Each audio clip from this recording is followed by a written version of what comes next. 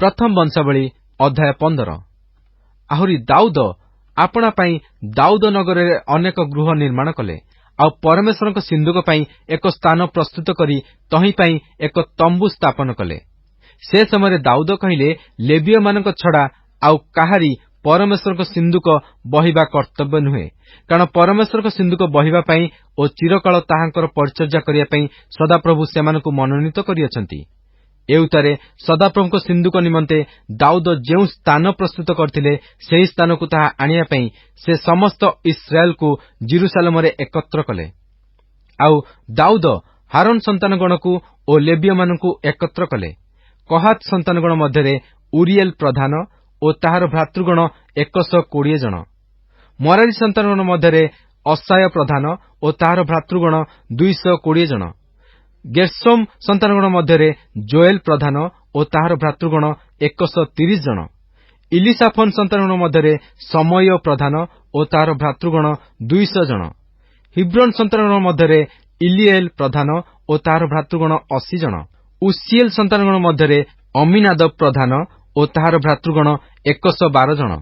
पुणी दाऊद सादक ओ अबियाथर जाजक मानकु ओ लेवीय मानकु उरिएल कु असाय को ओ जोएल को समय को ओ इलिएल को ओ अमीनादब को डाकी कहिले, तुम्भे माने लेवीय मानक पितृवंशर प्रधान, मु इस्राएल रो परमेश्वर सदाप्रभुको सिंधुक निमंते जेउ स्थान प्रस्तुत करियछि सेही स्थान को ताहा आनिया पई तुम्भे माने ओ तुम मानक भ्रातृगण उभय आपणा मानकु पवित्र कर, कारण प्रथम थर तुमे माने ताहा न बहिबारु सदाप्रभु आम्भ मानक परमेश्वर आम्भ मानकु आक्रमण कले, जेणु आम्भे माने विधिमते ताहांकर अन्वेषण न कलु। तहु जाजक माने ओ लेवीय माने इस्राएल रो परमेश्वर सदाप्रभुको सिंधुक आनिवा निमंते आपणा मानकु पवित्र कले। पुणी सदाप्रभुको वाक्य प्रमाणे मोसा जेपरि आज्ञा करथिले तदनुसारे लेवीय संतान माने परमेश्वरको सिंधुकକୁ तहिर सांगी द्वारा आपणा आपणा कांधरे बहिले। आउ दाऊद लेवीय मानकर प्रधान वर्गंकु कहिले, तुम्भे माने आपणा मानक गायक भ्रातृगणकु नेबल ओ बीणा ओ करताल वाद्यजंत्र नहीं उच्च स्वर रे आनंद ध्वनि करिया पई नियुक्त कर। तहिरे लेवीय माने जोएल रो पुत्र हेमन को नियुक्त कले ओ ताहार भ्रातृगण मध्यरु बेरिखियर पुत्र आसफ को ओ सेमानक भ्रातृगण मरारी संतान मानक मध्यरु कुसायर पुत्र एथन को आउ सेमानक संगे सेमानक द्वितीय पदस्थ भ्रातृगण को अर्थात जिखरिय को बेन को ओ जासियल को ओ समीरामोत को ओ जिहिएल को ओ उन्नी को ओ इलियाब को ओ बनाया को ओ मासेय को ओ मत्तथिय को ओ इलिफलेहु को ओ मिकनेव को ओ द्वारपाल ओबेद इदम को ओ जियोएल को नियुक्त कले।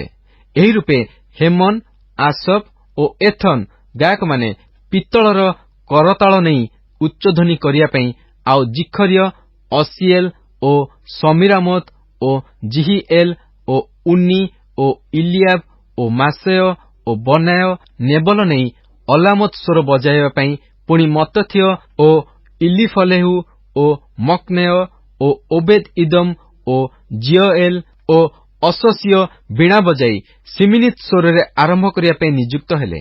पुणी लेवीय मानकर प्रधान कननीय गान विषय रे नियुक्त हेला, से निपुण थिबारु गान सिखाइला। आउ बेरिखिय ओ इलकाना सिंधुकर द्वार रक्षक हेले।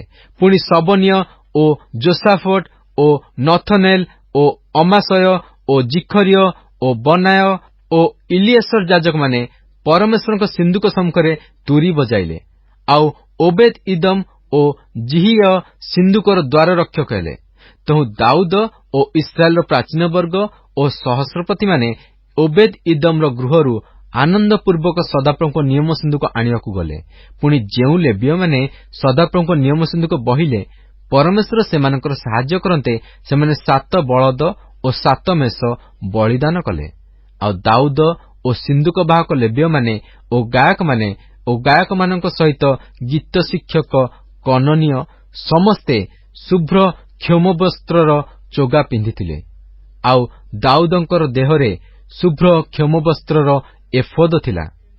एही रूपे उच्च स्वर रे जय ध्वनि करी सिंगा ओ तुरी ओ करताल ओ नेबल ଓ ବୀଣା ବଜାଇ ସମଗ୍ର ଇସ୍ରାଏଲ ସଦାପ୍ରଭୁଙ୍କ ନିୟମ ସିନ୍ଧୁକ ଆଣିଲେ। ପୁଣି ଦାଉଦ ନଗରରେ ସଦାପ୍ରଭୁଙ୍କ ନିୟମ ସିନ୍ଧୁକ ଉପସ୍ଥିତ ହୁଅନ୍ତେ ସାଉଲଙ୍କ କନ୍ୟା ମିଖଲ ଝରକା ବାଟେ ଅନାଇ ଦାଉଦ ରାଜାଙ୍କୁ ନୃତ୍ୟ ଓ ଆନନ୍ଦ କରିବାର ଦେଖିଲା। ତହିଁରେ ସେ ମନେ ମନେ ତାଙ୍କୁ ତୁଚ୍ଛ କଲା। ପ୍ରଥମ ବଂଶାବଳୀ ଅଧ୍ୟାୟ 16। ଏଥିଉତ୍ତାରେ ସେମାନେ ପରମେଶ୍ୱରଙ୍କ ସିନ୍ଧୁକ ଭିତରକୁ ଆଣି ଦାଉଦ ତହିଁ ନିମନ୍ତେ ଯେଉଁ ତମ୍ବୁ ସ୍ଥାପନ କରିଥିଲେ ତହିଁ ମଧ୍ୟରେ ରଖିଲେ। ଆଉ ସେମାନେ ପରମେଶ୍ୱରଙ୍କ ଉଦ୍ଦେଶ୍ୟରେ ହୋମବଳି ଓ ମଙ୍ଗଳାର୍ଥକ ବଳି ଉତ୍ସର୍ଗ କଲେ। ପୁଣି ଦାଉଦ ହୋମବଳି ଓ ମଙ୍ଗଳାର୍ଥକ ବଳି ଉତ୍ସର୍ଗ କରିବାର ସମାପ୍ତ କଲା ଉତ୍ତାରେ ସେ ସଦାପ୍ରଭୁଙ୍କ ନାମରେ ଲୋକମାନଙ୍କୁ ଆଶୀର୍ବାଦ କଲେ। ଆଉ ସେ ଇସ୍ରାଏଲର ପ୍ରତ୍ୟେକ ଲୋକକୁ ପୁରୁଷ ଓ ସ୍ତ୍ରୀ ପ୍ରତି ଜଣକୁ ଏକ ଏକ ରୋଟି ଓ ମାଂସର ଏକ ଏକ ଅଂଶ ଓ ଏକ ଏକ ଖଣ୍ଡ ଦ୍ରାକ୍ଷା ଚକ୍ତି ପରିବେଷଣ କଲେ। ଏ ଉତ୍ତାରେ ସେ ସଦାପ୍ରଭୁଙ୍କ ସିନ୍ଧୁକ ସମ୍ମୁଖରେ ପରିଚର୍ଯ୍ୟା କରିବା ପାଇଁ ଓ ସଦାପ୍ରଭୁ ଇସ୍ରାଏଲର ପରମେଶ୍ୱରଙ୍କୁ ସ୍ମରଣ ଓ ଧନ୍ୟବାଦ ଓ ପ୍ରଶଂସା କରିବା ପାଇଁ କେତେକ ଲେବୀୟ ଲୋକଙ୍କୁ ନିଯୁକ୍ତ କଲେ। ସେମାନଙ୍କ ମଧ୍ୟରେ ଆସଫ ପ୍ରଧାନ, ଦ୍ୱିତୀୟ ଜିଖରିୟ, ଆଉ ଜିୟଏଲ ଓ ସମିରାମୋତ ଓ ଜିହିଏଲ ଓ ମତଥିୟ ଓ ଇଲିଆବ ଓ ବନାୟ ଓ ଓବେଦ ଇଦମ ଓ ଜିୟଏଲ ପରମେଶ୍ୱରଙ୍କ ନିୟମ ସିନ୍ଧୁକ ସମ୍ମୁଖରେ ନେବଲ ଓ ବୀଣା ଓ ଆସଫ ଉଚ୍ଚ ଧ୍ୱନିର କରତାଳ, ଆଉ ବନାୟ ଓ ଜହସିଏଲ ଯାଜକମାନେ ତୁରୀ ନିତ୍ୟ ବଜାଇଲେ।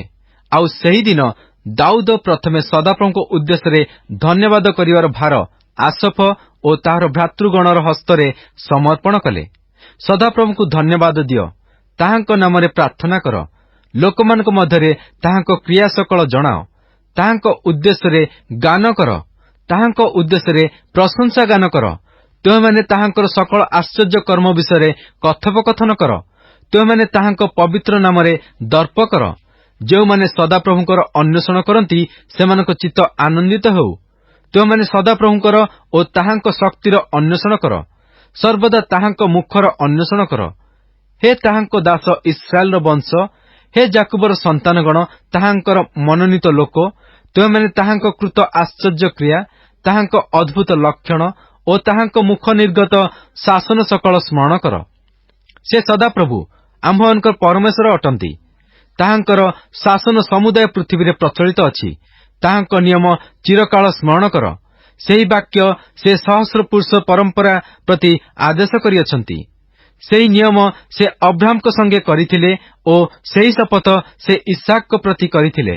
ପୁଣି ସେ ତାହା ବିଧି ରୂପେ ଯାକୁବଙ୍କ ପ୍ରତି ଅନନ୍ତକାଳୀନ ନିୟମ ରୂପେ ଇସ୍ରାଏଲ ପ୍ରତି ସ୍ଥିର କଲେ। ସେ କହିଲେ, ଆମ୍ଭେ ତୁମ୍ଭମାନଙ୍କ ଅଧିକାରର ବାଣ୍ଟ ସେହି କିଣାନ୍ ଦେଶ ତୁମ୍ଭକୁ ଦେବା। ସେ ସମୟରେ ତୁମେମାନେ କେବଳ ଅଳ୍ପ ସଂଖ୍ୟକ, ଅତି ଅଳ୍ପ ଲୋକ ଓ ତହିଁ ମଧ୍ୟରେ ପ୍ରବାସୀ ଥିଲ। ଆଉ ସେମାନେ ଏକ ଗୋଷ୍ଠୀରୁ ଅନ୍ୟ ଗୋଷ୍ଠୀ ଓ ଏକ ରାଜ୍ୟରୁ ଅନ୍ୟ ଲୋକମାନଙ୍କ ନିକଟକୁ ଭ୍ରମଣ କଲେ। ସେ କୌଣସି ଲୋକକୁ ସେମାନଙ୍କ ପ୍ରତି ଉପଦ୍ରବ କରିବାକୁ ଦେଲେ ନାହିଁ। ଆହୁରି ସେ ସେମାନଙ୍କ ସକାଶୁ ରାଜାମାନଙ୍କୁ ଅନୁଯୋଗ କଲେ। କହିଲେ, ଆମ୍ଭର ଅଭିଷିକ୍ତମାନଙ୍କୁ ସ୍ପର୍ଶ ନ କର ଓ ଆମ୍ଭର ଭବିଷ୍ୟତ ବକ୍ତାମାନଙ୍କ ପ୍ରତି କୌଣସି କ୍ଷତି ନ କର। ହେ ସମୁଦାୟ ପୃଥିବୀ, ସଦାପ୍ରଭୁଙ୍କ ଉଦ୍ଦେଶ୍ୟରେ ଗାନ କର। ଦିନକୁ ଦିନ ତାହାଙ୍କ କୃତ ପରିତ୍ରାଣ ପ୍ରକାଶ କର। ନାନା ଦେଶୀୟଙ୍କ ମଧ୍ୟରେ ତାହାଙ୍କ ଗୌରବ, ସମୁଦାୟ ଗୋଷ୍ଠୀ ମଧ୍ୟରେ ତାହାଙ୍କର ଆଶ୍ଚର୍ଯ୍ୟ କ୍ରିୟା ପ୍ରଚାର କର। କାରଣ ସଦାପ୍ରଭୁ ମହାନ ଓ ଅତ୍ୟନ୍ତ ପ୍ରଶଂସନୀୟ ଅଟନ୍ତି। ମଧ୍ୟ ସେ ସକଳ ଦେବତା ଅପେକ୍ଷା ଭୟଯୋଗ୍ୟ। କାରଣ ନାନା ଗୋଷ୍ଠୀମାନଙ୍କ ଦେବତା ସବୁ ଅବସ୍ତୁ ମାତ୍ର ସଦାପ୍ରଭୁ ଆକାଶମଣ୍ଡଳର ସୃଷ୍ଟିକର୍ତ୍ତା। ସମ୍ଭ୍ରମ ଓ ପ୍ରଭାବ ତାହାଙ୍କର ଅଗ୍ରବର୍ତ୍ତୀ। ଶକ୍ତି ଓ ଆହ୍ଲାଦ ତାହାଙ୍କ ସ୍ଥାନରେ ବିଦ୍ୟମାନ। ହେ ନାନା ଦେଶୀୟ ଗୋଷ୍ଠୀ ସମୂହ, ସଦାପ୍ରଭୁଙ୍କର କୀର୍ତ୍ତନ କର। ସଦାପ୍ରଭୁଙ୍କ ଗୌରବ ଓ ପରାକ୍ରମର କୀର୍ତ୍ତନ କର। ସଦାପ୍ରଭୁଙ୍କ ନାମର ଯଥୋଚିତ ଗୌରବ କୀର୍ତ୍ତନ କର। ନୈବେଦ୍ୟ ଆଣ ଓ ତାହାଙ୍କ ଛାମୁକୁ ଆସ। ପବିତ୍ରତାର ସୌନ୍ଦର୍ଯ୍ୟରେ ସଦାପ୍ରଭୁଙ୍କର ଭଜନା କର। ସମୁଦାୟ ପୃଥିବୀ ତାହାଙ୍କ ଛାମୁରେ କମ୍ପମାନ ହୁଅ। ଜଗତ ହିଁ ସୁସ୍ଥିର, ତାହା ବିଚଳିତ ନୋହିବ। ଆକାଶମଣ୍ଡଳ ଆନନ୍ଦିତ ହେଉ ଓ ପୃଥିବୀ ଉଲ୍ଲାସ କରୁ। ଆଉ ଲୋକମାନେ ଦେଶ ସମୂହ ମଧ୍ୟରେ କହନ୍ତୁ, ସଦାପ୍ରଭୁ ରାଜ୍ୟ କରନ୍ତି। ସମୁଦ୍ର ଓ ତହିଁର ପୂର୍ଣ୍ଣତା ଗର୍ଜନ କରୁ। କ୍ଷେତ୍ର ଓ ତନ୍ମଧ୍ୟସ୍ଥ ସକଳ ଜୟଧ୍ୱନି କରନ୍ତୁ। ସେତେବେଳେ ବନସ୍ଥ ବୃକ୍ଷ ଶ୍ରେଣୀ ସଦାପ୍ରଭୁଙ୍କ ସମ୍ମୁଖରେ ଆନନ୍ଦରେ ଗାନ କରିବେ, କାରଣ ସେ ପୃଥିବୀର ବିଚାର କରିବାକୁ ଆସୁଅଛନ୍ତି। ସଦାପ୍ରଭୁଙ୍କର ଧନ୍ୟବାଦ କର, କାରଣ ସେ ମଙ୍ଗଳମୟ, କାରଣ ତାହାଙ୍କର ଦୟା ଅନନ୍ତକାଳ ସ୍ଥାୟୀ। ଆଉ ତୁମେମାନେ କୁହ, ହେ ଆମ୍ଭମାନଙ୍କ ପରିତ୍ରାଣର ପରମେଶ୍ୱର, ଆମ୍ଭମାନଙ୍କୁ ତ୍ରାଣ କର, ଆମ୍ଭମାନଙ୍କୁ ସଂଗ୍ରହ କର ଓ ଦେଶୀୟମାନଙ୍କଠାରୁ ଆମ୍ଭମାନଙ୍କୁ ଉଦ୍ଧାର କର। ତହିଁରେ ଆମ୍ଭେମାନେ ତୁମ୍ଭ ପବିତ୍ର ନାମର ଧନ୍ୟବାଦ କରିବା ଓ ତୁମ୍ଭ ପ୍ରଶଂସାରେ ଜୟଧ୍ୱନି କରିବା। ଅନାଦି କାଳରୁ ଅନନ୍ତ କାଳ ପର୍ଯ୍ୟନ୍ତ ସଦାପ୍ରଭୁ ଇସ୍ରାଏଲର ପରମେଶ୍ୱର ଧନ୍ୟ ହେଉନ୍ତୁ। ଏଥିରେ ସମଗ୍ର ଲୋକ କହିଲେ ଆମେନ୍ ଓ ସଦାପ୍ରଭୁଙ୍କର ପ୍ରଶଂସା କଲେ। ଏଥିଉତ୍ତରେ ଦାଉଦ ପ୍ରତିଦିନର ପ୍ରୟୋଜନାନୁସାରେ ସିନ୍ଦୁକ ସମ୍ମୁଖରେ ନିତ୍ୟ ପରିଚର୍ଯ୍ୟା କରିବା ନିମନ୍ତେ ଆସଫ୍କୁ ଓ ତାହାର ଭ୍ରାତୃଗଣକୁ ସଦାପ୍ରଭୁଙ୍କ ନିୟମ ସିନ୍ଦୁକ ସମ୍ମୁଖରେ ରଖିଲେ।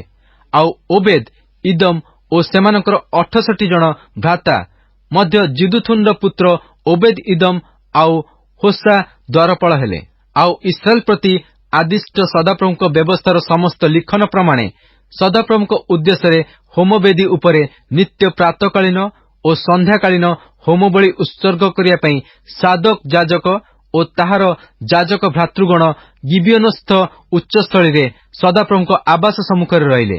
ପୁଣି ସଦାପ୍ରଭୁଙ୍କ ଦୟା ଅନନ୍ତ କାଳ ସ୍ଥାୟୀ, ଏହେତୁ ତାହାଙ୍କର ଧନ୍ୟବାଦ କରିବା ପାଇଁ ହେମନ ଓ ଜିଦୁଥୁନ, ପୁଣି ଯେଉଁ ଅବଶିଷ୍ଟ ମନୋନୀତ ଲୋକମାନଙ୍କ ନାମ ଲେଖାଗଲା ସେମାନେ ଉକ୍ତ ଲୋକଙ୍କ ସଙ୍ଗେ ରହିଲେ। ଆଉ ହେମନ ଓ ଜିଦୁଥୁନ ତୁରୀ ଓ କରତାଳ ଓ ପରମେଶ୍ୱରଙ୍କ ଗୀତାର୍ଥକ ବାଦ୍ୟଯନ୍ତ୍ର ବଜାଇବା ପାଇଁ ଉଚ୍ଚ ଧ୍ୱନିକାରୀମାନଙ୍କ ସଙ୍ଗରେ ରହିଲେ। ଆଉ ଜିଦୁଥୁନର ପୁତ୍ରମାନେ ଦ୍ୱାରପାଳ ହେଲେ। ଏଥିଉତ୍ତରେ ସମଗ୍ର ଲୋକ ପ୍ରସ୍ଥାନ କରି ଆପଣା ଆପଣା ଗୃହକୁ ଗଲେ। ଆଉ ଦାଉଦ ଆପଣାର ପରିଜନ ବର୍ଗକୁ ଆଶୀର୍ବାଦ କରିବା ପାଇଁ ଫେରିଗଲେ। ଗୀତ ସଂହିତା 105। ସଦାପ୍ରଭୁଙ୍କର ଧନ୍ୟବାଦ କର, ତାହାଙ୍କ ନାମରେ ପ୍ରାର୍ଥନା କର, ଗୋଷ୍ଠୀ ବର୍ଗ ମଧ୍ୟରେ ତାହାଙ୍କ କ୍ରିୟା ସକଳ ଜଣାଅ, ତାହାଙ୍କ ଉଦ୍ଦେଶ୍ୟରେ ଗାନ କର, ତାହାଙ୍କ ଉଦ୍ଦେଶ୍ୟରେ ପ୍ରଶଂସା ଗାନ କର। ତୁମ୍ଭେମାନେ ତାହାଙ୍କର ସକଳ ଆଶ୍ଚର୍ଯ୍ୟ କ୍ରିୟା ବିଷୟରେ କଥୋପକଥନ କର। ତୁମ୍ଭେମାନେ ତାହାଙ୍କ ପବିତ୍ର ନାମରେ ଦର୍ପ କର। ଯେଉଁମାନେ ସଦାପ୍ରଭୁଙ୍କର ଅନ୍ୱେଷଣ କରନ୍ତି ସେମାନଙ୍କ ଚିତ୍ତ ଆନନ୍ଦିତ ହେଉ। ତୁମ୍ଭେମାନେ ସଦାପ୍ରଭୁଙ୍କର ଓ ତାହାଙ୍କ ପରାକ୍ରମର ଅନ୍ୱେଷଣ କର। ସଦାସର୍ବଦା ତାହାଙ୍କ ମୁଖ ଅନ୍ୱେଷଣ କର। ହେ ତାହାଙ୍କ ଦାସ ଅବ୍ରାହାମର ବଂଶ, ହେ ତାହାଙ୍କର ମନୋନୀତ ଲୋକେ, ଯାକୁବର ସନ୍ତାନଗଣ, ତୁମ୍ଭେମାନେ ତାହାଙ୍କ କୃତ ଆଶ୍ଚର୍ଯ୍ୟ କର୍ମ, ତାହାଙ୍କ ଅଦ୍ଭୁତ ଲକ୍ଷଣ ଓ ତାହାଙ୍କ ମୁଖ ନିର୍ଗତ ଶାସନ ସକଳ ସ୍ମରଣ କର।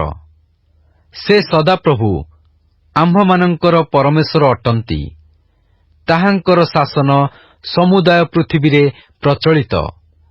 ସେ ଆପଣା ନିୟମ ଅର୍ଥାତ୍ ଯେଉଁ ବାକ୍ୟ ସେ ସହସ୍ର ପୁରୁଷ ପରମ୍ପରା ପ୍ରତି ଆଦେଶ କରିଥିଲେ, ଯେଉଁ ନିୟମ ସେ ଅବ୍ରାହମ ସଙ୍ଗେ କରିଥିଲେ ଓ ଆପଣାର ଯେଉଁ ଶପଥ ସେ ଇସାକ ନିକଟରେ କରିଥିଲେ, ତାହା ସେ ସଦାକାଳ ସ୍ମରଣ କରିଅଛନ୍ତି। ପୁଣି ସେ ଯାକୁବ ପ୍ରତି ତାହା ବିଧି ରୂପେ ଓ ଇସ୍ରାଏଲ ପ୍ରତି ଅନନ୍ତକାଳୀନ ନିୟମ ରୂପେ ଦୃଢ଼ କରି କହିଲେ, ଆମ୍ଭେ ତୁମ୍ଭମାନଙ୍କର ନିର୍ଣ୍ଣୀତ ଅଧିକାର ରୂପେ ତୁମ୍ଭକୁ କିଣାନ୍ଦେଶ ଦେବା।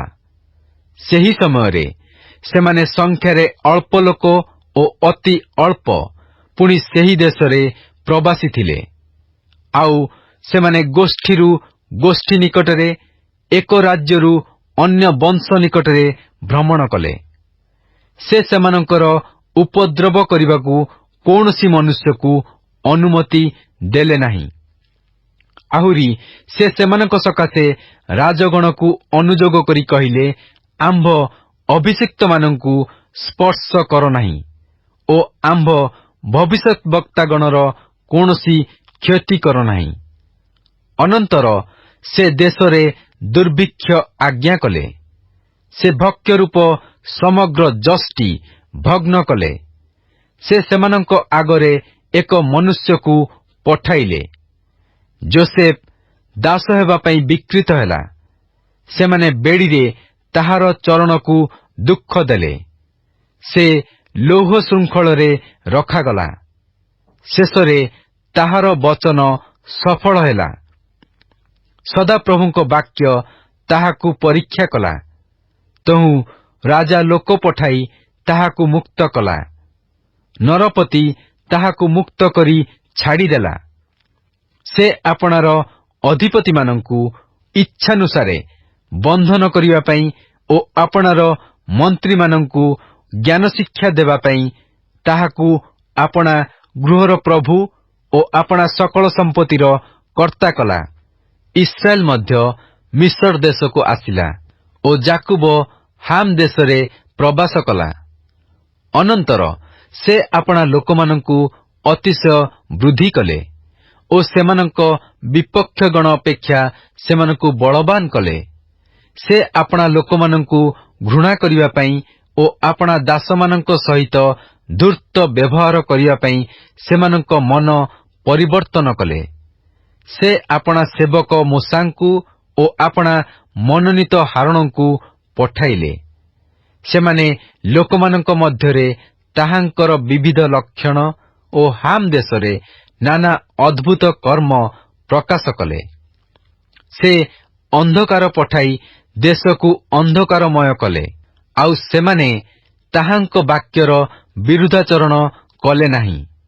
ସେ ସେମାନଙ୍କ ଜଳ ସବୁ ରକ୍ତ କଲେ ଓ ମାଛ ସବୁ ମାରି ପକାଇଲେ। ସେମାନଙ୍କ ଦେଶ ଓ ସେମାନଙ୍କ ରାଜଗଣର ଅନ୍ତପୁର ବେଙ୍ଗରେ ପରିପୂର୍ଣ୍ଣ ହେଲା। ସେ ଆଜ୍ଞା କରନ୍ତେ ଦଂଶକର ଝାଙ୍କ ଓ ସେମାନଙ୍କ ସକଳ ଅଞ୍ଚଳରେ ଉକୁଣିଆ ପୋକ ଉପସ୍ଥିତ ହେଲେ। ସେ ସେମାନଙ୍କୁ ବୃଷ୍ଟି ବଦଳେ ଶିଳା ଓ ସେମାନଙ୍କ ଦେଶରେ ଶିଖାଯୁକ୍ତ ଅଗ୍ନି ଦେଲେ। ମଧ୍ୟ ସେ ସେମାନଙ୍କ ଦ୍ରାକ୍ଷାଲତା ଓ ଡିମ୍ବୁରି ବୃକ୍ଷ ସବୁ ଆଘାତ କଲେ ଓ ସେମାନଙ୍କ ସୀମାସ୍ଥିତ ବୃକ୍ଷ ସବୁ ଭାଙ୍ଗି ପକାଇଲେ। ସେ ଆଜ୍ଞା କରନ୍ତେ ଅସଂଖ୍ୟ ପଙ୍ଗପାଳ ଓ ପତଙ୍ଗ ଉପସ୍ଥିତ ହେଲେ। ପୁଣି ସେମାନଙ୍କ ଦେଶର ସବୁ ତୃଣ ଖାଇ ପକାଇଲେ ଓ ସେମାନଙ୍କ ଭୂମିର ଫଳ ସବୁ ଗ୍ରାସ କଲେ। ଆହୁରି ସେ ସେମାନଙ୍କ ଦେଶରେ ସମସ୍ତ ପ୍ରଥମଜାତ ସେମାନଙ୍କର ସମସ୍ତ ଶକ୍ତିର ପ୍ରଥମ ଫଳ ଆଘାତ କଲେ। ଆଉ ସେ ରୂପା ଓ ସୁନା ସହିତ ସେମାନଙ୍କୁ ବାହାର କରି ଆଣିଲେ ଓ ତାହାଙ୍କର ଗୋଷ୍ଠୀ ମଧ୍ୟରେ ଜଣେ ଦୁର୍ବଳ ଲୋକ ନଥିଲା। ସେମାନେ ପ୍ରସ୍ଥାନ କରନ୍ତେ ମିଶର ଆନନ୍ଦିତ ହେଲା, କାରଣ ସେମାନଙ୍କ ବିଷୟକ ଭୟ ସେମାନଙ୍କ ଉପରେ ପଡ଼ିଥିଲା। ସେ ଚନ୍ଦ୍ରତପ ନିମନ୍ତେ ମେଘ ବିସ୍ତାର କଲେ ଓ ରାତ୍ରିରେ ଆଲୁଅ ଦେବା ପାଇଁ ଅଗ୍ନି ଦେଲେ। ସେମାନେ ମାଗନ୍ତେ ସେ ଭାଟୋଇ ପକ୍ଷୀମାନଙ୍କୁ ଆଣିଲେ ଓ ସ୍ୱର୍ଗୀୟ ଭକ୍ଷ୍ୟରେ ସେମାନଙ୍କୁ ପରିତୃପ୍ତ କଲେ। ସେ ଶୈଳକୁ ଫିଟାନ୍ତେ ଜଳ ନିର୍ଗତ ହେଲା, ତାହା ଶୁଷ୍କ ଭୂମିରେ ନଦୀ ତୁଲ୍ୟ ପ୍ରବାହିତ ହେଲା। କାରଣ ସେ ଆପଣା ପବିତ୍ର ବାକ୍ୟ ଓ ଆପଣା ଦାସ ଅବ୍ରାହାମକୁ ସ୍ମରଣ କଲେ। ପୁଣି ସେ ଆପଣା ଲୋକମାନଙ୍କୁ ଆନନ୍ଦ ସହିତ ଓ ଆପଣା ମନୋନୀତମାନଙ୍କୁ ଗାୟନ ସହିତ ବାହାର କରି ଆଣିଲେ, ଯେପରି ସେମାନେ ତାହାଙ୍କ ବିଧି ସବୁ ରକ୍ଷା କରିବେ ଓ ତାହାଙ୍କର ବ୍ୟବସ୍ଥା ସବୁ ପାଳନ କରିବେ। ଏଥିପାଇଁ ସେ ଗୋଷ୍ଠୀୟ ବର୍ଗର ଦେଶ ସବୁ ସେମାନଙ୍କୁ ଦେଲେ ଓ ସେମାନେ ଜନବୃନ୍ଦର ପରିଶ୍ରମର ଫଳାଧିକାରୀ ହେଲେ। ତୁମ୍ଭେମାନେ ସଦାପ୍ରଭୁଙ୍କର ପ୍ରଶଂସା କର। ଗୀତ ସଂହିତା ଅଧ୍ୟାୟ 73। ଆସଫ୍ର ଗୀତ। ପରମେଶ୍ୱର ଇସ୍ରାଏଲ ପ୍ରତି ନିର୍ମଳାନ୍ତକରଣ ଲୋକଙ୍କ ପ୍ରତି ନିଶ୍ଚୟ ମଙ୍ଗଳ ସ୍ୱରୂପ ଅଟନ୍ତି। ମାତ୍ର ମୋହର ଚରଣ ଟଳିଗଲା, ମୋହର ପାଦ ବିକ୍ଷେପ ପ୍ରାୟ ଖସିଗଲା। କାରଣ ମୁଁ ଦୁଷ୍ଟମାନଙ୍କର ସୌଭାଗ୍ୟ ଦେଖି ଦାମ୍ଭିକମାନଙ୍କ ପ୍ରତି ଈର୍ଷାନ୍ୱିତ ହେଲି। ଯେହେତୁ ସେମାନଙ୍କ ମରଣରେ କୌଣସି ବନ୍ଧନ ନାହିଁ, ମାତ୍ର ସେମାନଙ୍କ ବଳ ଦୃଢ଼ ଥାଏ। ସେମାନେ ଅନ୍ୟ ଲୋକଙ୍କ ପରି କଷ୍ଟରେ ପଡ଼ନ୍ତି ନାହିଁ, କିଏବା ଅନ୍ୟ ମନୁଷ୍ୟମାନଙ୍କ ପରି ସେମାନେ ଆଘାତପ୍ରାପ୍ତ ହୁଅନ୍ତି ନାହିଁ। ଏହେତୁ ଅହଙ୍କାର ସେମାନଙ୍କ ଗଳାର ହାର ସ୍ୱରୂପ ହୁଏ, ଦୌରାତ୍ମ୍ୟ ବସ୍ତ୍ର ପରି ସେମାନଙ୍କୁ ଆଚ୍ଛାଦନ କରେ। ମେଦରେ ସେମାନଙ୍କ ଚକ୍ଷୁ ବାହାରି ଉଠେ। ମନର ବାଞ୍ଛା ଅପେକ୍ଷା ସେମାନେ ଅଧିକ ପ୍ରାପ୍ତ ହୁଅନ୍ତି। ସେମାନେ ଟାହୁଲି କରନ୍ତି ଓ ଦୁଷ୍ଟତାରେ ଦୌରାତ୍ମ୍ୟ ଉଚ୍ଚାରଣ କରନ୍ତି। ସେମାନେ ଦମ୍ଭ କଥା କହନ୍ତି। ସେମାନେ ଆକାଶରେ ଆପଣା ଆପଣା ମୁଖ ରଖିଅଛନ୍ତି ଓ ସେମାନଙ୍କ ଜିହ୍ୱା ପୃଥିବୀରେ ଭ୍ରମଣ କରେ। ଏହେତୁ ତାହାର ଲୋକମାନେ ସେଆଡ଼େ ଫେରନ୍ତି, ପୁଣି ପୂର୍ଣ୍ଣ ପାନପାତ୍ରର ଜଳ ସବୁ ସେମାନଙ୍କ ଦ୍ୱାରା ନିଗଡ଼ାଯାଏ। ଆଉ ସେମାନେ କହନ୍ତି, ପରମେଶ୍ୱର କିପରି ଜାଣିବେ ଓ ସର୍ବପରିସ୍ତଙ୍କର କି ଜ୍ଞାନ ଅଛି? ଦେଖ, ଏମାନେ ଦୁଷ୍ଟ ଲୋକ। ପୁଣି ସେମାନେ ସର୍ବଦା ନିର୍ବିଘ୍ନରେ ଥାଇ ଧନ ବୃଦ୍ଧି କରନ୍ତି। ନିଶ୍ଚୟ ମୁଁ ବ୍ୟର୍ଥରେ ଆପଣା ଅନ୍ତଃକରଣ ସୂଚୀ କରିଅଛି ଓ ନିର୍ଦ୍ଦୋଷତାରେ ଆପଣା ହସ୍ତ ପ୍ରକ୍ଷାଳନ କରିଅଛି। କାରଣ ମୁଁ ଦିନଯାକ ଆଘାତ ଓ ପ୍ରତି ପ୍ରଭାତ ଶାସ୍ତିପ୍ରାପ୍ତ ହୋଇଅଛି। ଏରୂପ କହିବି ବୋଲି ଯେବେ ମୁଁ କହିଥାନ୍ତି, ତେବେ ଦେଖ, ମୁଁ ତୁମ୍ଭ ସନ୍ତାନଗଣର ବଂଶ ପ୍ରତି ବିଶ୍ୱାସଘାତକତା କରିଥାନ୍ତି। ମୁଁ ତାହା କି ରୂପେ ଜାଣିବି ବୋଲି ଭାବନା କଲାବେଳେ ମୋ ପ୍ରତି ତାହା ଅତି କଷ୍ଟକର ହେଲା। ଶେଷରେ ମୁଁ ପରମେଶ୍ୱରଙ୍କ ଧର୍ମଧାମକୁ ଗଲି ଓ ସେମାନଙ୍କର ଶେଷ ଫଳ ବିବେଚନା କଲି। ନିଶ୍ଚୟ ତୁମ୍ଭେ ସେମାନଙ୍କୁ ଖସଡ଼ା ସ୍ଥାନରେ ରଖୁଅଛ, ତୁମ୍ଭେ ସେମାନଙ୍କୁ ସର୍ବନାଶରେ ପକାଉଅଛ। ସେମାନେ ଏକ ନିମିଷରେ କିପରି ଉଚ୍ଛିନ୍ନ ହୁଅନ୍ତି, ନାନା ତ୍ରାସରେ ସେମାନେ ନିଃଶେଷ ରୂପେ ସଂହାରିତ ହୁଅନ୍ତି। ନିଦ୍ରାରୁ ଜାଗ୍ରତ ହେଲା ଉତ୍ତାରେ ଯେପରି ସ୍ୱପ୍ନ, ସେପରି ହେ ପ୍ରଭୁ, ତୁମ୍ଭେ ଜାଗ୍ରତ ହେଲେ ସେମାନଙ୍କ ମୂର୍ତ୍ତି କି ତୁଚ୍ଛ ଜ୍ଞାନ କରିବ। ମୋହର ହୃଦୟ ଦୁଃଖିତ ହୋଇଥିଲା ଓ ମୋହର ମର୍ମ ବିଦ୍ଧ ହୋଇଥିଲା। ମୁଁ ଏଡ଼େ ମୂର୍ଖ ଓ ଅଜ୍ଞାନ, ମୁଁ ତୁମ୍ଭ ସାକ୍ଷାତରେ ପଶୁ ପରି ଥିଲି। ତଥାପି ମୁଁ ତୁମ୍ଭ ସଙ୍ଗେ ସଙ୍ଗେ ନିରନ୍ତର ଅଛି। ତୁମ୍ଭେ ମୋହର ଦକ୍ଷିଣ ହସ୍ତ ଧରିଅଛ। ତୁମ୍ଭେ ନିଜ ମନ୍ତ୍ରଣାରେ ମୋତେ ପଥ ଦେଖାଇବ ଓ ଶେଷରେ ତୁମ୍ଭେ ମୋତେ ଗୌରବରେ ଗ୍ରହଣ କରିବ। ସ୍ୱର୍ଗରେ ତୁମ୍ଭ ବିନା ମୋହର ଆଉ କିଏ ଅଛି? ଓ ଭୂମଣ୍ଡଳରେ ତୁମ୍ଭ ଛଡ଼ା ଆଉ କାହାକୁ ମୁଁ ବାଞ୍ଛା କରୁନାହିଁ। ମୋହର ମାଂସ ଓ ଚିତ୍ତ କ୍ଷୟ ପାଉଅଛି, ମାତ୍ର ପରମେଶ୍ୱର ଅନନ୍ତକାଳ ମୋ ଚିତ୍ତର ବଳ ଓ ମୋହର ବାଣ୍ଟ ସ୍ୱରୂପ ଅଟନ୍ତି। କାରଣ ଦେଖ, ତୁମ୍ଭଠାରୁ ଦୂରରେ ଥିବା ଲୋକମାନେ ବିନଷ୍ଟ ହେବେ। ତୁମ୍ଭଙ୍କୁ ଛାଡ଼ି ବ୍ୟଭିଚାର କରିବା ଲୋକ ସମସ୍ତଙ୍କୁ ତୁମ୍ଭେ ଉଚ୍ଛିନ୍ନ କରିଅଛ। ମାତ୍ର ପରମେଶ୍ୱରଙ୍କର ନିକଟବର୍ତ୍ତୀ ହେବାର ମୋହର ମଙ୍ଗଳ। ମୁଁ ତୁମ୍ଭର ସକଳ କର୍ମ ବର୍ଣ୍ଣନା କରିବା ପାଇଁ ପ୍ରଭୁ ସଦାପ୍ରଭୁଙ୍କୁ ଆପଣାର ଆଶ୍ରୟ ସ୍ୱରୂପ କରିଅଛି। ଗୀତ ସଂହିତା ଅଧ୍ୟାୟ 74। ଆସଫ୍ର ମସ୍କିଲ୍। ହେ ପରମେଶ୍ୱର, ତୁମ୍ଭେ କାହିଁକି ଆମ୍ଭମାନଙ୍କୁ ସଦାକାଳ ପରିତ୍ୟାଗ କରିଅଛ? ତୁମ୍ଭ ଚରାସ୍ଥାନର ମେଷଗଣ ବିରୁଦ୍ଧରେ କାହିଁକି ତୁମ୍ଭ କ୍ରୋଧାନଳର ଧୂମ ଉଠୁଅଛି? ପୂର୍ବ କାଳରେ ଯାହାକୁ ତୁମ୍ଭେ କିଣିଅଛ, ତୁମ୍ଭେ ଯାହାକୁ ଆପଣା ଅଧିକାରର ବଂଶ ହେବା ପାଇଁ ମୁକ୍ତ କରିଅଛ, ତୁମ୍ଭର ସେହି ମଣ୍ଡଳୀ କି ଓ ତୁମ୍ଭର ବାସସ୍ଥାନ ସିଓନ ପର୍ବତକୁ ସ୍ମରଣ କର। ଏହି ଚିରକାଳୀନ କାନ୍ଥଡ଼ା ଆଡ଼େ ଆପଣା ଚରଣ ପକାଅ। ଶତ୍ରୁ ଧର୍ମଧାମରେ ସବୁ ନାଶ କରିଅଛି। ତୁମ୍ଭର ବିପକ୍ଷଗଣ ତୁମ୍ଭ ସମାଗମ ସ୍ଥାନ ମଧ୍ୟରେ ଗର୍ଜନ କରିଅଛନ୍ତି। ସେମାନେ ଚିହ୍ନ ନିମନ୍ତେ ଆପଣମାନଙ୍କ ଧ୍ୱଜା ସ୍ଥାପନ କରିଅଛନ୍ତି। ନିବିଡ଼ ଅରଣ୍ୟରେ କୁରାଢ଼ୀ ଉଠାଇବା ଲୋକମାନଙ୍କ ପରି ସେମାନେ ଦେଖାଗଲେ। ପୁଣି ଏବେ ସେମାନେ ଟାଙ୍ଗିଆ ଓ ହାତୁଡ଼ି ଦ୍ୱାରା ଏକାବେଳେ ତହିଁର ଖୋଦିତ କର୍ମ ସବୁ ଭାଙ୍ଗି ପକାନ୍ତି। ସେମାନେ ତୁମ୍ଭ ଧର୍ମଧାମରେ ଅଗ୍ନି ଲଗାଇଅଛନ୍ତି। ସେମାନେ ତୁମ୍ଭ ନାମର ବାସସ୍ଥାନକୁ ଅଶୁଚି କରି ଭୂମିସାତ୍ କରିଅଛନ୍ତି। ସେମାନେ ମନେ ମନେ କହିଲେ, ଆମ୍ଭେମାନେ ଏକାବେଳେ ସେମାନଙ୍କୁ ଉଚ୍ଛିନ୍ନ କରୁ। ସେମାନେ ଦେଶ ମଧ୍ୟରେ ପରମେଶ୍ୱରଙ୍କର ସକଳ ସମାଗମ ସ୍ଥାନ ଦଗ୍ଧ କରିଅଛନ୍ତି। ଆମ୍ଭେମାନେ ନିଜ ଚିହ୍ନ ସବୁ ଦେଖୁନାହୁଁ? କୌଣସି ଭବିଷ୍ୟତବକ୍ତା ଆଉ ନାହିଁ। କିଏ ବା ଏପରି କେତେ କାଳ ହେବ ଏହା ଜାଣିବା ଲୋକ ଆମ୍ଭମାନଙ୍କ ମଧ୍ୟରେ କେହି ନାହିଁ। ହେ ପରମେଶ୍ୱର, ବିପକ୍ଷ କେତେ କାଳ ନିନ୍ଦା କରିବ? ଶତ୍ରୁ କି ସଦାକାଳ ତୁମ୍ଭ ନାମ ନିନ୍ଦା କରିବ? ତୁମ୍ଭେ ଆପଣା ହସ୍ତ, ଆପଣା ଦକ୍ଷିଣ ହସ୍ତ କାହିଁକି ସଙ୍କୋଚି ରଖୁଅଛ? ଆପଣା ବକ୍ଷସ୍ଥଳରୁ ତାହା ବାହାର କରି ସେମାନଙ୍କୁ ସଂହାର କର। ତଥାପି ପୃଥିବୀ ମଧ୍ୟରେ ପରିତ୍ରାଣ ସାଧନକାରୀ ପରମେଶ୍ୱର ପୂର୍ବରୁ ଆମ୍ଭର ରାଜା ଅଟନ୍ତି।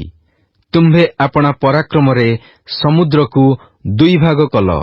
ତୁମ୍ଭେ ଜଳରେ ନାଗଗଣର ମସ୍ତକ ଭାଙ୍ଗି ପକାଇଲ। ତୁମ୍ଭେ ଲିବିଆଥନର ମସ୍ତକ ଖଣ୍ଡ ଖଣ୍ଡ କରି ଭାଙ୍ଗି ପକାଇଲ। ତୁମ୍ଭେ ମରୁଭୂମି ନିବାସୀମାନଙ୍କ ଖାଦ୍ୟ ନିମନ୍ତେ ତାହାକୁ ଦେଲ। ତୁମ୍ଭେ ନିର୍ଝର ଓ ପ୍ଲାବନକୁ ବିଭକ୍ତ କଲ। ତୁମ୍ଭେ ମହାନଦୀ ସବୁ ଶୁଷ୍କ କଲ। ଦିବସ ତୁମ୍ଭର, ରାତ୍ରି ହିଁ ତୁମ୍ଭର। ତୁମ୍ଭେ ଦୀପ୍ତି ଓ ସୂର୍ଯ୍ୟ ପ୍ରସ୍ତୁତ କରିଅଛ। ତୁମ୍ଭେ ପୃଥିବୀର ସମସ୍ତ ସୀମା ସ୍ଥାପନ କରିଅଛ। ତୁମ୍ଭେ ଗ୍ରୀଷ୍ମକାଳ ଓ ଶୀତକାଳ ସୃଷ୍ଟି କରିଅଛ। ହେ ସଦାପ୍ରଭୁ, ଶତ୍ରୁ ଧିକ୍କାର କରିଅଛି ଓ ମୂଢ଼ ଗୋଷ୍ଠୀମାନେ ତୁମ୍ଭ ନାମର ନିନ୍ଦା କରିଅଛନ୍ତି। ଏହା ସ୍ମରଣ କର। ତୁମ୍ଭ ଘୁଘୁର ପ୍ରାଣ ବନ୍ୟ ପଶୁକୁ ସମର୍ପଣ କର ନାହିଁ। ଆପଣା ଦୁଃଖୀ ଲୋକର ପ୍ରାଣ ଚିରକାଳ ବିସ୍ମୃତ ହୁଅ ନାହିଁ। ନିୟମ ପ୍ରତି ଦୃଷ୍ଟି ରଖ, କାରଣ ପୃଥିବୀର ଅନ୍ଧକାର ସ୍ଥାନ ସବୁ ଦୌରାତ୍ମ୍ୟର ବସତିରେ ପରିପୂର୍ଣ୍ଣ। ଉପଦ୍ରବଗ୍ରସ୍ତ ଲୋକ ଲଜ୍ଜିତ ହୋଇ ଫେରି ନ ଯାଉ। ଦରିଦ୍ର ଓ ଦିନହୀନ ତୁମ୍ଭ ନାମର ପ୍ରଶଂସା କରନ୍ତୁ। ହେ ପରମେଶ୍ୱର, ଉଠ, ଆପଣାର ବିବାଦ ନିଷ୍ପନ୍ନ କର। ମୂଢ଼ ଲୋକ କିପରି ଦିନଯାକ ତୁମ୍ଭଙ୍କୁ ଧିକ୍କାର କରୁଅଛି ସ୍ମରଣ କର। ତୁମ୍ଭ ବିପକ୍ଷଗଣର ରବ ବିସ୍ମୃତ ହୁଅ ନାହିଁ। ତୁମ୍ଭ ବିରୁଦ୍ଧରେ ଉତ୍ଥିତ ଲୋକମାନଙ୍କର କଳହ ନିରନ୍ତର ଉଠୁଅଛି।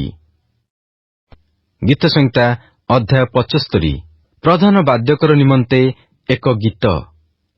ଅଲ୍ ତସହେତ୍ ସ୍ୱରରେ ଆସଫ୍ର ଗୀତ। ହେ ପରମେଶ୍ୱର, ଆମ୍ଭେମାନେ ତୁମ୍ଭଙ୍କୁ ଧନ୍ୟବାଦ ଦେଉଅଛୁ।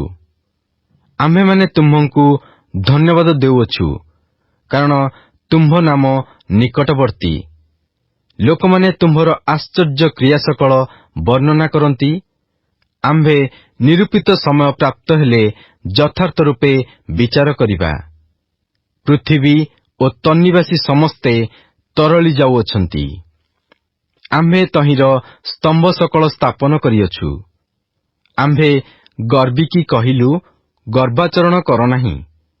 ଆମ୍ଭେ ଦୁଷ୍ଟକୁ କହିଲୁ, ଶୃଙ୍ଗ ଉଠାଅ ନାହିଁ।